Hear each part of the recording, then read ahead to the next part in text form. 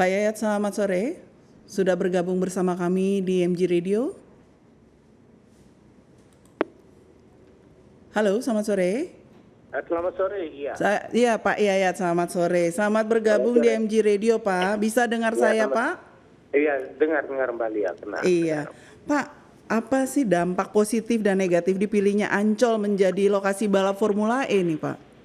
Iya, sebetulnya pada awal tahun 2020 ketika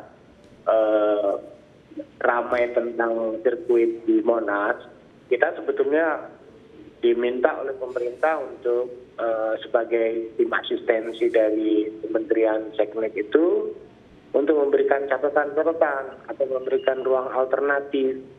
Memang pada waktu itu banyak pertimbangan, ada 3 lokasi pilihan.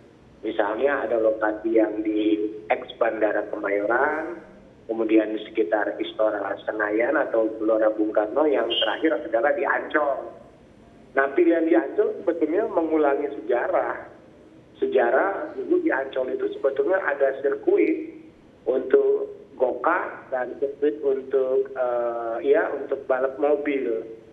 Ini sebetulnya kan menjadi nilai tambah ya buat Ancol itu sendiri. Pertama, Ancol sebagai destinasi kawasan pariwisata di Jakarta dengan adanya sirkuit Formula E ini memperkuat destinasi wisata olahraga.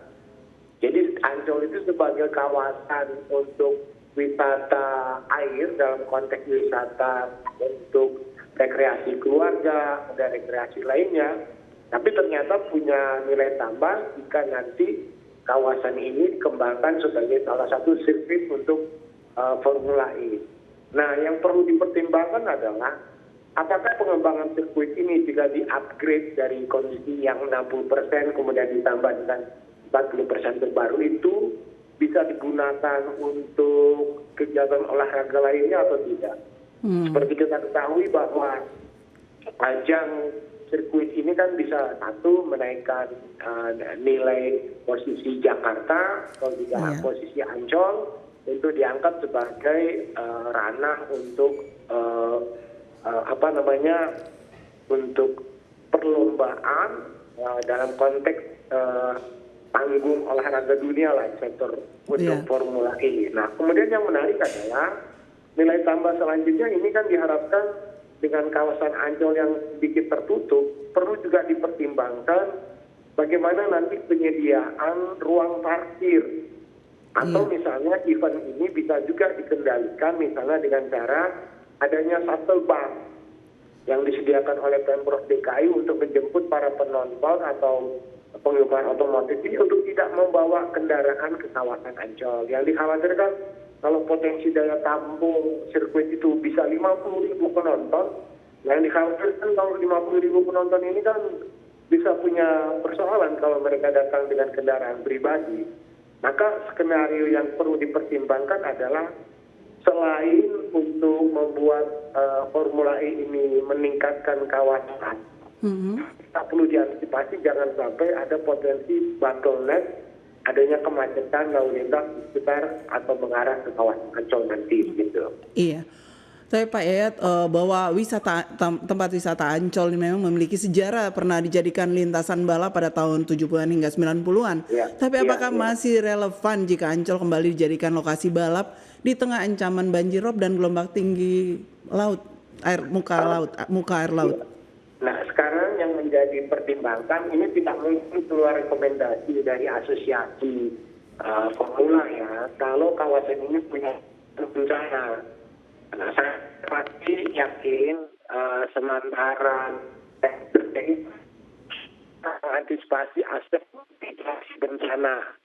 Nah, kalau misalnya terjadi banjirop saat ini, dropnya itu di mana lokasinya? Kalau misalnya memang ada potensi genangan, apakah ada tanggul? Saya kira lokasi ini kalau dilihat dari letaknya, dengan kemungkinan ada perluasannya, persoalan banjirop itu perlu juga kita lihat apakah ada atau tidak. Kedua, pada tanggal pelaksanaannya. Pelaksanaannya ini kan kita ketahui sebetulnya rop itu terjadi ketika misalnya terjadi pasang naik laut karena gerhana bulan. Ya, misalnya terjadi maupun pertahanan. Nah, di sini yang informasi adalah misalnya dari BMKG, apakah ada potensi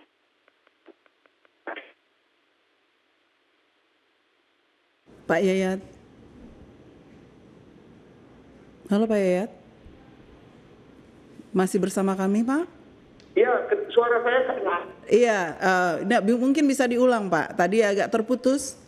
Ya, begini, untuk terkait dengan persoalan kemungkinan adanya banjir rob dan sebagainya, saya kira panitia sudah mendapatkan rekomendasi ya. Tidak mungkin asosiasi yang terkait dengan formula ini memberikan rekomendasi kalau lokasi tersebut bisa terkena bencana. Kalaupun ada kan harusnya sudah dimitigasi. Mari kita belajar dari kasus Mandalika. Mandalika itu kan tidak terbayangkan pada saat menjelang pelaksanaan turnamennya itu atau lomba sirkuit itu terjadi cuaca yang begitu cepat berubah dengan turunnya hujan lebat sehingga pelaksanaannya tertunda. Nah, ada bagusnya supaya pelaksanaan Formula E ini tidak punya masalah, belajarlah dari kasus Mandalika. Tanyakan ke BMKG, ada potensi hujan tinggi atau tidak? Ada potensi kemungkinan terjadi rob atau tidak?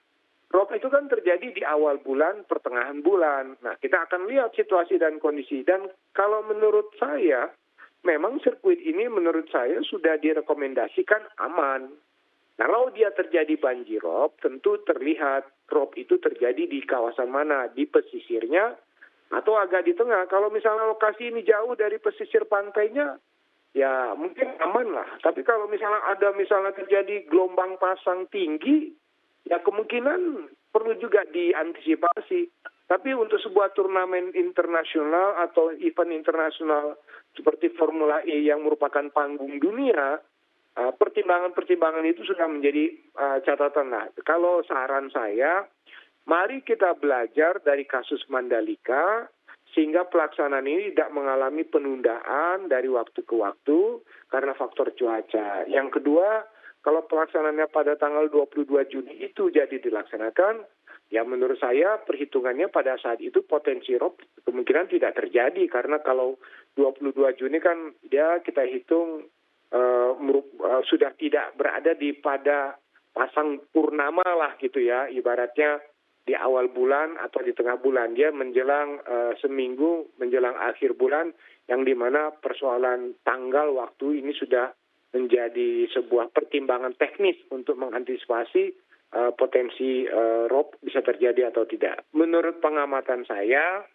segala sesuatu yang terkait dengan event internasional, kemudian perluasan dari sirkuit yang 40% ini, perlu juga memperhatikan hal-hal ini. Misalnya contoh satu, tentang kondisi tanahnya, karena Ancol itu sebagian besar kan potensinya tanah lunaknya kemungkinan besar. Nah, struktur atau konstruksinya, pemadatan jalannya, kalau dia berawa atau dia tanahnya memang agak sedikit ada faktor-faktor misalnya berawa gitu kan, itu otomatis tentu perlu tentang pembuatan konstruksi yang lebih kuat dan lebih padat itu.